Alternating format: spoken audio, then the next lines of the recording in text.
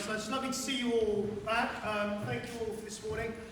This afternoon, the plan for this next part is to go through some of our statutory requirement work in terms of our safeguarding. There's no two ways about it. There are changes and things that we need to discuss which are maybe going to make some people feel a little bit uncomfortable. There's certainly, unfortunately, not going to be any singing or dancing or bingoing or anything, I'm afraid, here. They are, though, very important factual things that are going to affect every single one of us within school, both how we operate, but most importantly, in terms of how we protect our children. And that is still the underlying ethos in everything that we do with our safeguarding. With all of the changes that go on to keeping children safe in education, it's always still starting on the same line that our approach must be child-centred in everything that we do, whether or not that means putting ourselves in a difficult position with colleagues, difficult position with people that we know from outside of the school, potentially to upset people, potentially they have an impact. All of those things must come secondary if we have a genuine concern over a child. What we'd like to do today with this first part is first just to look at our school operating system and how we go about our role within safeguarding school. And then we're going to look at the national guidance and the changes that have come into effect and how that's going to affect us and potential issues that that may bring up throughout our year as we welcome the children back into the school. Firstly, and most importantly, a huge thank you. We launched with CPOMS in April last year. It was quite a big undertaking. And the way in which so many of you embraced it and used it and gave such positive feedback about it has been incredibly helpful. It was so reassuring from us as a safeguarding team that we felt that this was an important step to take and to see everybody embrace that and come with us on that.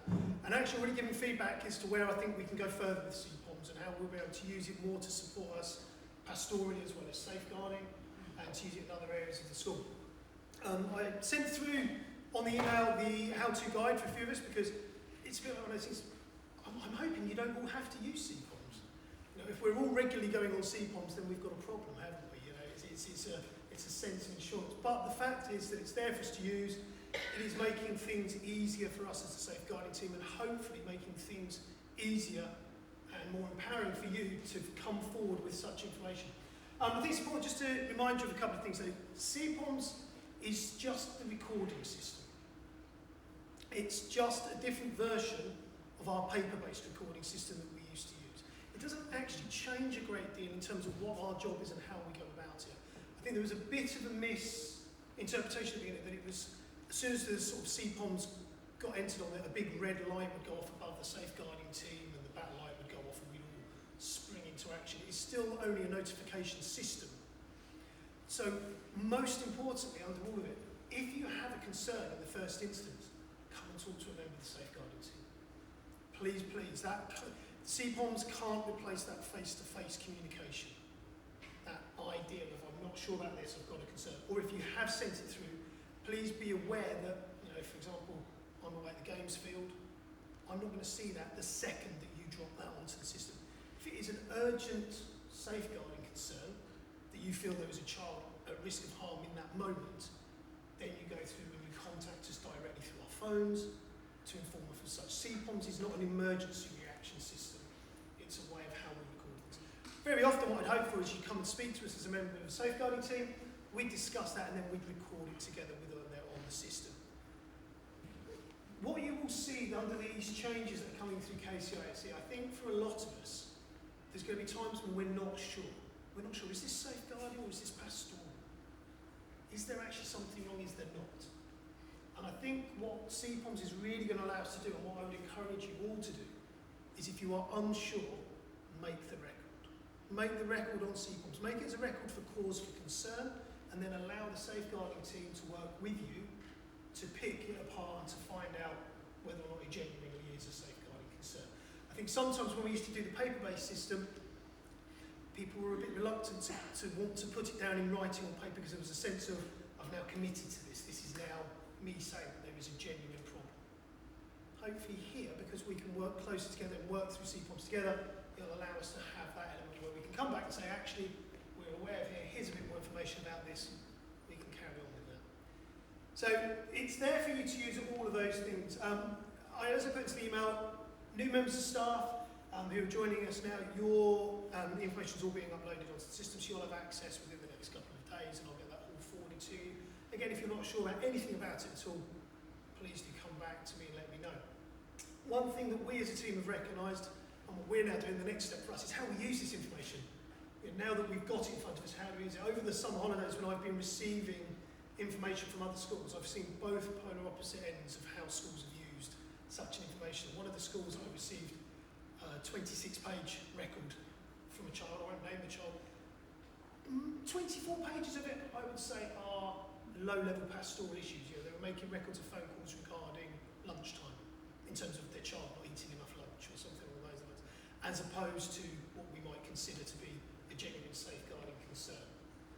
So it's how we're going to go about it. But one thing we want to do is now manage that information better, and then also how we then feed back to you. So a step that we're now going to take is that when you make a record onto CPOMS, you will then have contact from one of the safeguarding team at some point within a short frame of time, 24 hours, so you can allow people to get back into school if we're out of school, for example, accessing it if we're away, to confirm with you that we are aware, that we've taken note, and that we are now stepping it forward in what we're going to do. So you will start to find now that once you have set a record, you may start to receive emails back from CPOMS saying that an action has been added or that you've been tagged. Again, using this sort of terminology it uses. But that way it will let you be aware that something is happening. Because that's the most important thing on the all of this. Once you make a record, similarly as when it was on paper and you handed it over, that isn't your job over with. Actually, that's your start. That's where you need to keep thinking, has something happened? Is this going on? Are the safeguarding team putting into action what they should be putting into action? Come forward, tell us, inform us, make sure we can work it through. And hopefully the CPOMS will help us do that. Over the year, we want to really make a step forward now in embedding safeguarding training to not just be this big bolt-on or a big knock-on that happens on one incident, but to coming back into our everyday training. So I would look to encourage you that wherever possible, if there's ever anything at all that you're unsure about within safeguarding, within any of the things that might be online safety or anything like that, if you have the opportunity to take training to do that, anything that we can guide for you, please do so. We're going to be forwarding on lots of different parts of information for you, lots of training embedded into our work throughout the year. Going back to, if you remember a good few years back, we started to work through safeguarding hints and sending you out reminders, half-termly updates, all of this information going to really keep you in the loop. And again, this isn't because of the fact that we have an inspection coming, this is because it's been very clear that with what occurred in education before the summer holidays and the review that's followed with Keeping Children Safe in Education, that there's just been a breakdown between real-world application and training. And that safeguarding is this big thing that only happens if there's a really major issue. So we're looking to try and really bed that into our ethos. I know here at Town Close we have a very strong safeguarding ethos. I see that as one of the DSLs. How quickly people come forward with concerns. That, to me, is one of the most reassuring things I can ever see. That we don't just brush things off, we don't just pretend that they don't happen here. We come forward with a concern. You know your children and you know them so incredibly well that you know when something is not right. And I think, in the 2 years I've been doing this role, I've always been really astonished at the level of care and thought that goes into people really wanting to ensure that this is embedded in. So, we need to keep driving forward that and keep that going. To help us understand that, the overarching document that we have to use to keep children safe in education document typically comes out tomorrow, which really, really helps schools who are in today doing their inset. It's all over the country. There's DSLs sort of turning their hair out a little bit today because I'm going to talk about a document that I'm not allowed to give you as yet. But the irony is that after this, you will have to go away and you have to read part 1 of this document. That is a statutory requirement. So tomorrow, when the final document is released, I will send that out digitally to you.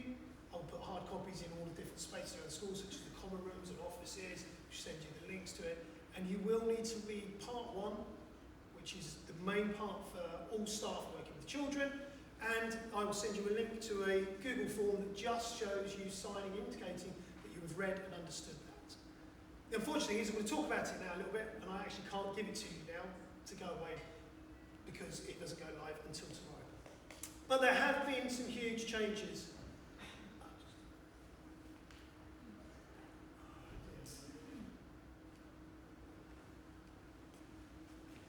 It's unsurprising, given that everything we saw over the last year and all the things that came to a head all over the country, with the investigation into sexual harassment, sexual behaviour and peer-on-peer abuse, there has been a complete overhaul within the government in terms of the working papers for keeping children safe in education, but also now sexual violence and harassment between schools and colleges, and this overarches into our working together.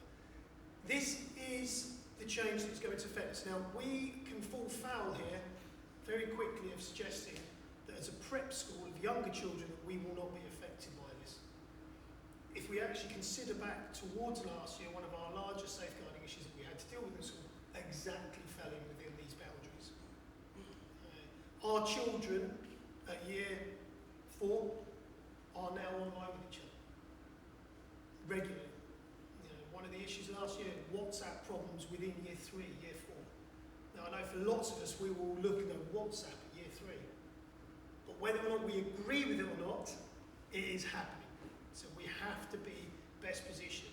Now we will continue, and again this is how we work together at school, through all of our work in our PSHE, through computing, through tutor, through everything else, to keep trying our best to educate and to teach.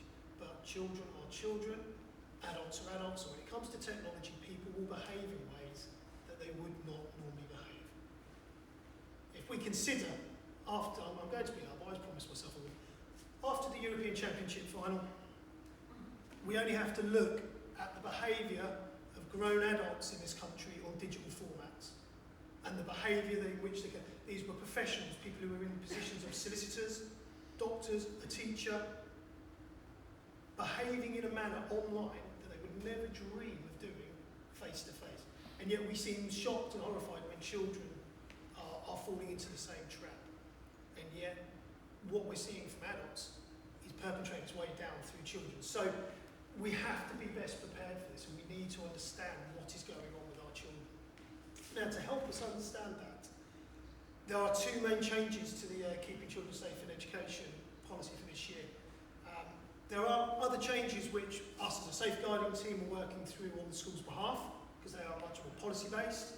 And of course, you're more than welcome to come and talk to us about them if you so wish. I imagine you want to. But the ones that really impact us, and that's what I'd like to just break down a little bit for you here today. As we say, it's got to be integrated, because it's got to be impactful. We are looking to try and make a change. We are looking to try and get to this break point where the online behaviours with phones, with iPads, whatever it is, whatever the device is, becomes healthier. Because I think there's a whole country, I don't know if anybody saw the news yesterday, the move they've now made in China, where they are looking at a statewide ban of children not allowed online to game for more than 3 hours a week. Which was quite credible, because under the research showed that there was quite a lot of children in China were around 7 hours a day during non-school time. Mr. Newman, okay. Mr. Newman is there. Can you move your car, please? Me? Yeah, Mr. Mr. Newman. Newman. Yeah. Not you, Mr. Lawrence.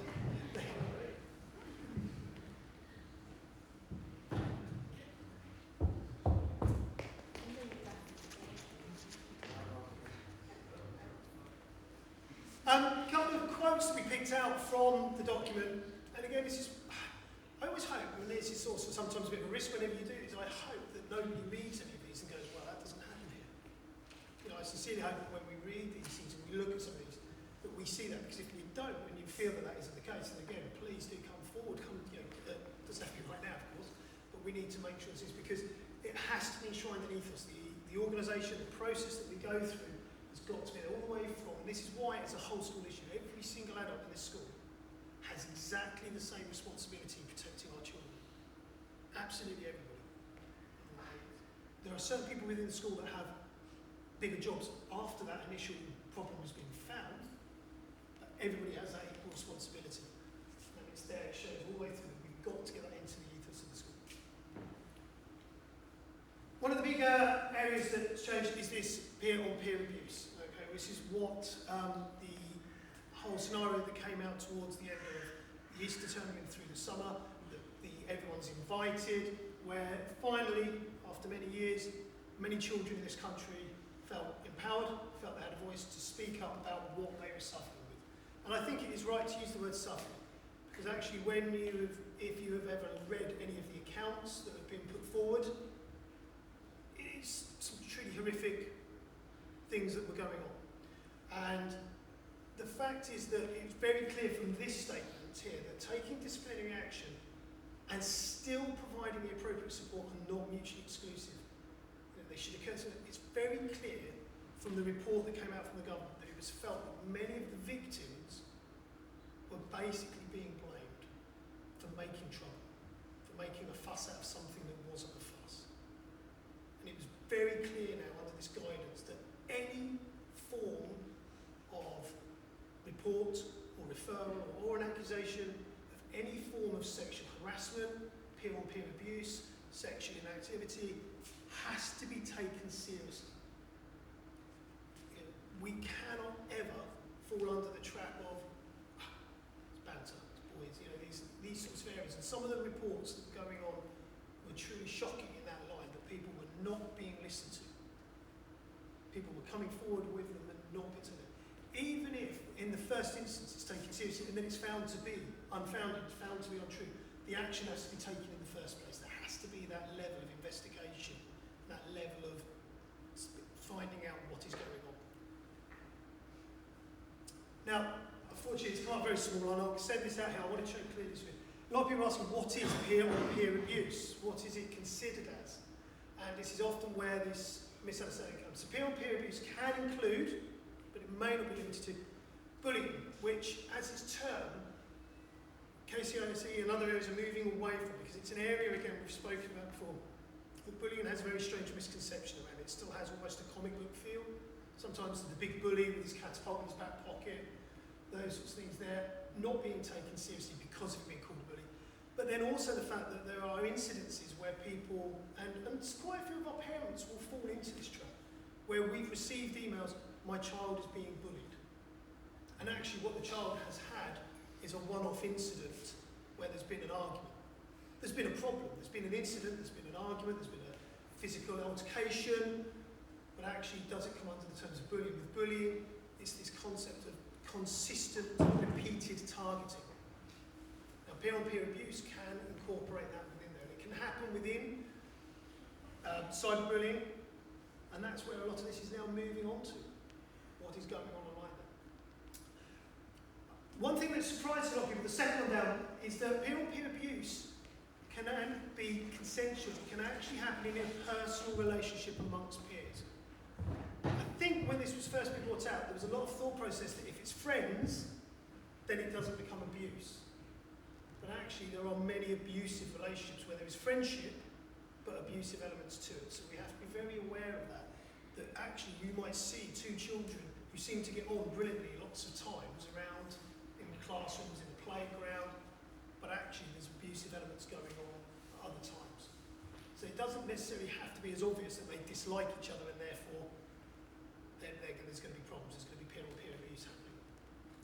I won't read through all of these, I will send these out with the full breakdown of the KCIC, but I think it's vital that we recognise here, down towards the bottom, is the fact about the sharing of imagery. And this is where a lot of our children are falling down. And it's the fact that they've changed the wording to be nude and semi-nude. Now, semi-nude imagery officially is now classified as semi-nude being that showing more body than clothing. So if we consider holiday snaps, people putting out on Facebook, here's me in the pool with a drink in my bikini, not my bikini, that would be classified as me actually sharing a semi-nude image. Nobody wants a semi-nude image of me, I can guarantee you. But it's the fact that it's happening now utterly unintentionally. And for lots of our young children, and this isn't just girls, this is boys as well, who are watching Love Island and all of these sorts of programs, they are aspiring to do what those people do and to share those things, and their Instagrams and their Facebooks and all of these things are full of this imagery. And it's the fact, let's go back to our case with WhatsApp. If you share a picture, or sometimes, let's put it another way, somebody shares a picture on a WhatsApp group that you are part of, you are responsible for that picture. So there could be 50 of you on there. If you do not take yourself out of that group or delete that from your WhatsApp part on your phone, you could there be deemed of having that. So we are talking here about imagery that we sort of just take for granted a bit. We're not necessarily talking about it from a sexual point of view, we are talking about nude, semi-nudes as well. This is where we have to really help with our children. What we're looking at here is the fact that peer-on-peer abuse communities, if that picture has been shared, somebody else then sharing that picture against their wish, against their consent, posting it elsewhere, posting on another format, posting it somewhere else, very much comes into then a safeguarding issue regarding peer-on-peer abuse. The other big factor that we have to take into account, and I think this is vital because I think this links in from the concerns that were raised over the investigation that went into it, Sergeant, was the fact that how we manage allegations against staff. Through all that reared its head over the last year or so within this, many allegations were made against children, many allegations were made against organisations. Many allegations were made against individuals within organisations and schools, and some schools were looked to be held accountable as an organisation as a whole. And I think it's very, very, very important that we understand where this fits and where this stands so we can reflect upon our own behaviours through our staff code of conduct, through our staff habits, and ensure that we are upholding the absolute highest standards of our own professional behaviour to protect ourselves, to protect our colleagues and to protect our children, and to protect the school as a whole. So the term low level has come into it this year a lot more. It used to be that I think the threshold for staff allegations was pretty serious. And now there's this recognition actually of many things that could have stopped and maybe have intervened earlier had people felt more confident or felt more aware to come forward with this. So as I said, the term low level, it means that it's not that it's insignificant, but it doesn't meet the threshold of a child being at harm. And when we talk about harm, we are talking both physical or emotional. So it could be a behaviour that's just sort of a nagging doubt. It just feels slightly wrong. But you're not actually seeing somebody physically get hold of a child, physically saying something totally wrong to them, but it just might be a way in which it just doesn't feel right. It goes back to it, as we've said in our initial safeguarding training, I say this with all of you in your induction training, if it doesn't feel quite right in your gut, then there's usually something wrong, isn't there? There's usually something wrong. And it's here, it's this sense of unease. And we're bearing in mind here, we're talking about how adults within the school are conducting themselves towards the children, but also towards other adults. It may be how they're conducting themselves towards other adults. And it's the fact that it's inconsistent with what we agree as being our code of conduct and what we would look at and how we work this. And there are quite a lot of examples of what this might come under. And the fact is we have to be aware, because I'm trying to remember the exact number, I didn't write it down so I don't want to bore you figures, but the number of low level of concerns that came out retrospectively during the investigation into schools through the Everyone's Invited, it was in the thousands. It was in the thousands of certain schools and certain establishments where there was an ethos of nicknames, of favouritism, of pressure, of stereotyping. You know, there was an actual idea of, because this is how it always was, so therefore this is how it continues. And retrospectively, when they reflected back on practice, it was actually quite truly incredible. I'm sure, you know, for all of us now, lots of you, I did exactly the same when I read through, you're now sitting there going, I don't know.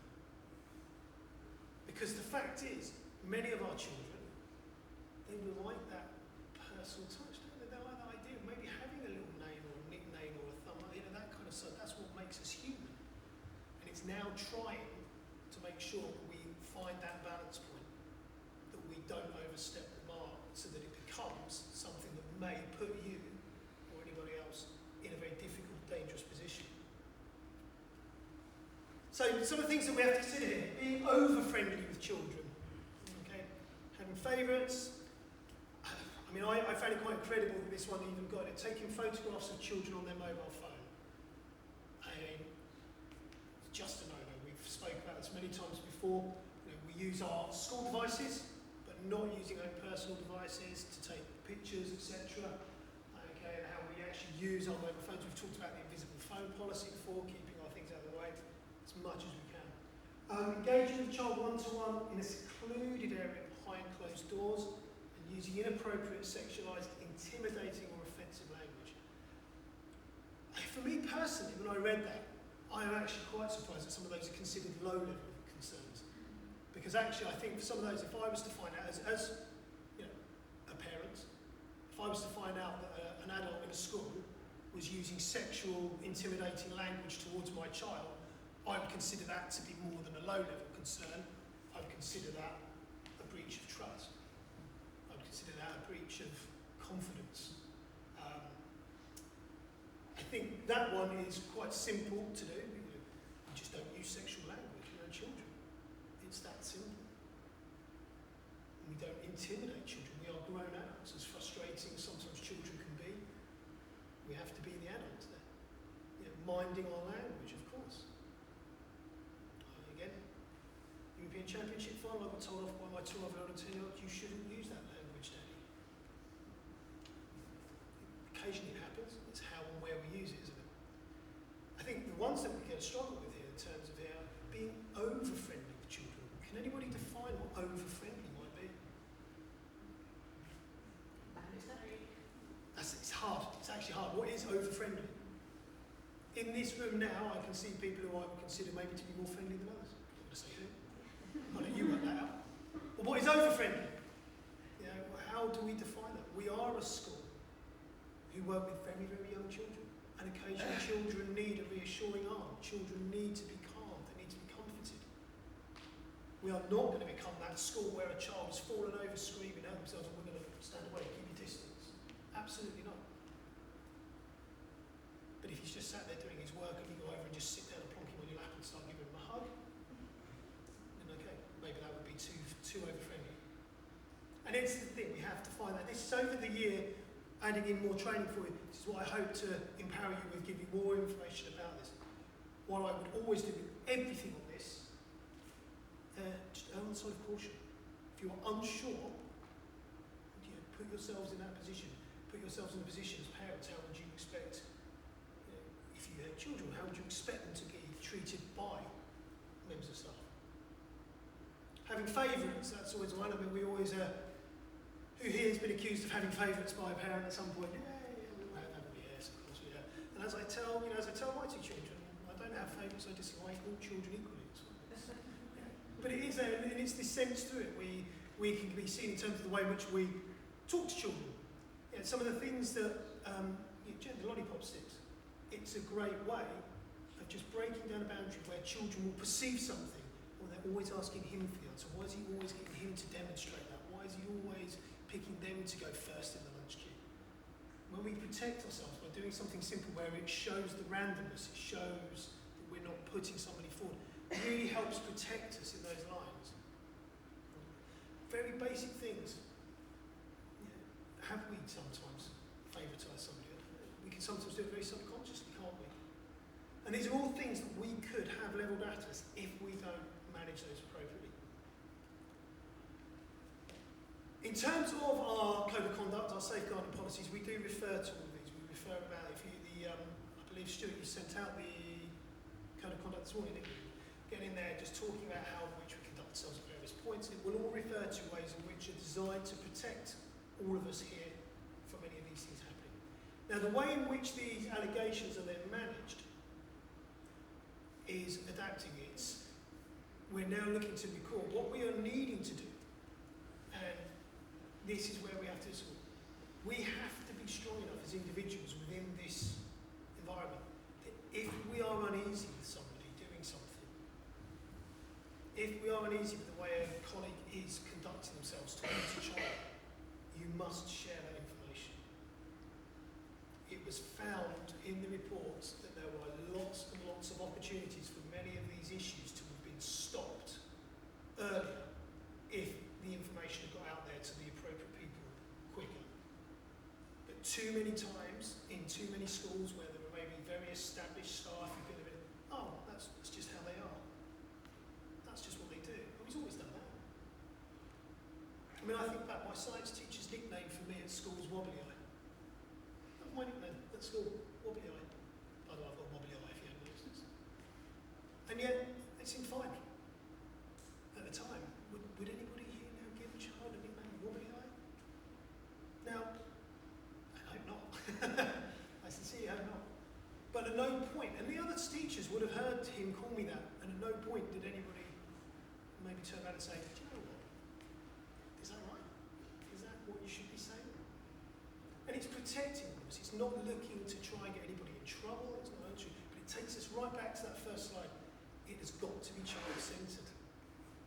So we have to really reflect on what we're doing here. So to protect yourselves, because it's now here, it's in the KCRC document, it is very clear that this is the investigation that went through, this is what they are looking through.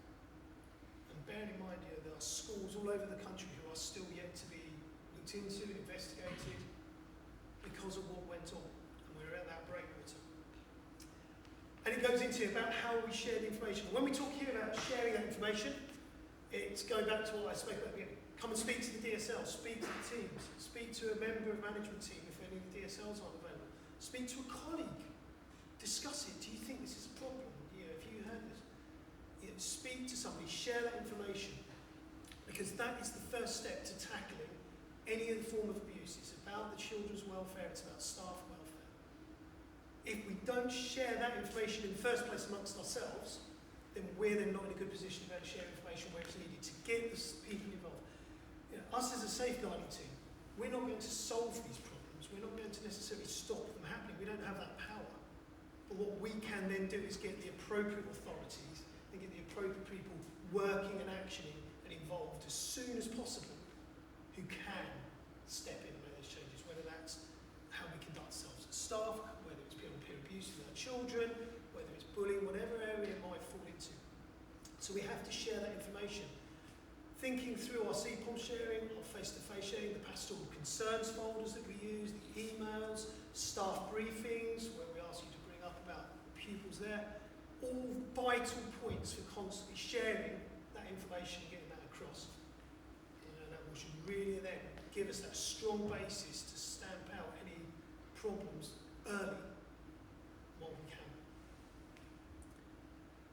Interestingly now, this wording here, and I put this up here because I think it does fall under, for all of us, this wasn't in there last year.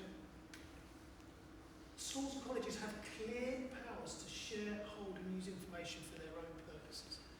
Now the reason I say that is that it was a couple of points in the review were saying that schools held on to information, and many of the DSLs in these schools claimed that they did not have an outlet for where the information needed to go to next. And that they weren't able to share it because of GDPR, because of privacy, because of all these other policies. And it's very clear here now that we do have that responsibility. So if we are concerned about a child in any form, we have to share that information with the appropriate people. And it may mean that it's a phone call to Children's Services, it may mean it's a phone call to the island, wherever it goes to, we do have that power to share. We can only share it as a DSL team if the information has then been shared with us in the first instance.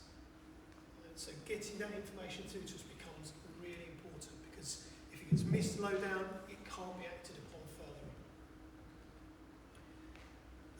And it says here about being proactive in sharing. It's not a case of waiting, it's trying to get this first. If it's first emerging, getting that information.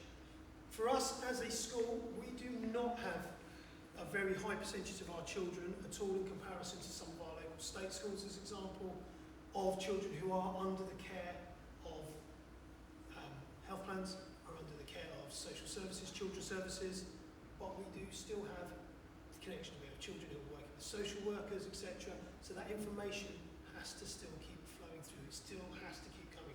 So we have to be proactive in sharing that information. And hopefully the systems that we have in place make that as simple and as easy as possible.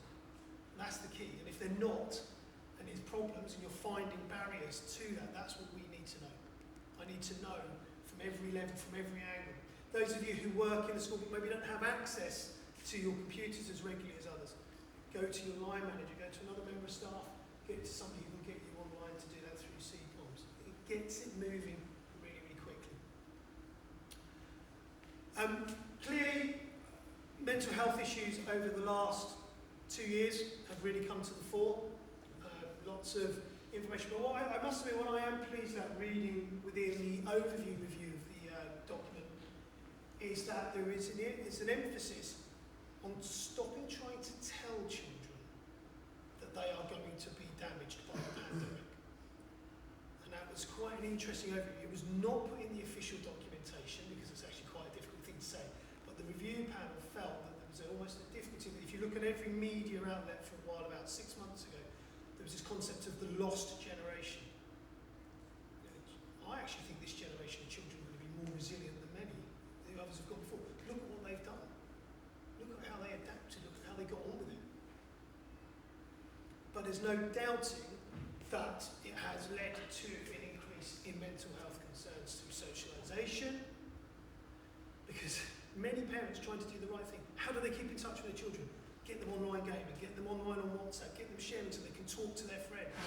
Problem was, they put them all on these things and then didn't bother to actually pay any attention to what they were doing on them. And for some children, I think it's a bit too much, it's all too much to handle, and it has led to other issues. So there's a balance to be concerned. What we now have to recognise is that a mental health concern can also venture into a safeguarding concern. What I found very difficult is nowhere under all the guidance can I find a specific definition that will help us define between the two. So again, if we are unsure, we err on the side of caution. We treat them as both until we can find otherwise. But it's the fact that immediate action should be taken. Now, indicators for mental health could be the fact that we talk about the change in personality. Something that's been said, a behaviour that isn't normal to the child that you know and see regularly. It could be anything along those lines, so we can venture in. So we now need to consider the two to be much more closely linked. I think beforehand it was said that there's a problem here, or there's a safeguarding problem over here, but they're now much more together. And we have to be able to take that step. And if you're unsure, discuss. Let's talk it through. Let's work it out together. Last little bit is very important is to highlight this, that now children can be defined as victims of domestic abuse. It used to be under the old guidance that they were observers to abuse. But now it's the fact they are considered victims if they may not have been actually physically harmed, but if they are in a household where there has been domestic abuse. And this is where we are part of something called Operation Encompass as a school, where us as staff and senior management team, if our children are involved in an incident outside of school where the police have been involved, we will then be notified of such things, and it will enable us to then act accordingly to protect the child or to support the child the following day or the next time that they arrive in school. That now becomes that much more important, because if a child has been in a household where there has been a domestic abuse incident, we then have a victim of domestic abuse coming into our school. So we have to then make sure that we have all the correct procedures in place. Again, you will only be told these things when you need to be. This isn't going to be something that we will just put out on the general daily briefing. You know, we will tell the people who need to know when they need to know. But I think it's just an important factor to recognise that this is now classed as a victim, so children are coming into this boundary a bit more. Lastly, just to do the fact that they've changed the definition of cybercrime slightly now. They're incorporating many areas now, the cybercrime. Interesting, I still think this is an area where we're behind as adults, and I'm sure some of you who work in computing might correct me a bit more here. I think with a lot of children, if you talk to children about cyber, they have no idea what that means. We sort of have this word cyber being meaning online, but many of the children, it's not something that really exists in their mindset. It's just life. That's what it is. It's just where we are. It's just being online. But it's this fact here that's been recognised that we have to now be aware. There seems to be some reporting coming through that we need to watch those children who are very good at computing. It seems to me that they're going to go and rob all our money from banks and things like this. There's an idea that there seems to be a connection between those that skill could be inadvertently, and this is the key factor, inadvertently doing something wrong online without meaning to. And I'm sure some of us might have had this firsthand where children on Xbox, for example, lots of parents fell foul of, right, you've bought your child an Xbox, you now need to put your credit card in there so they can go on and get Xbox Live.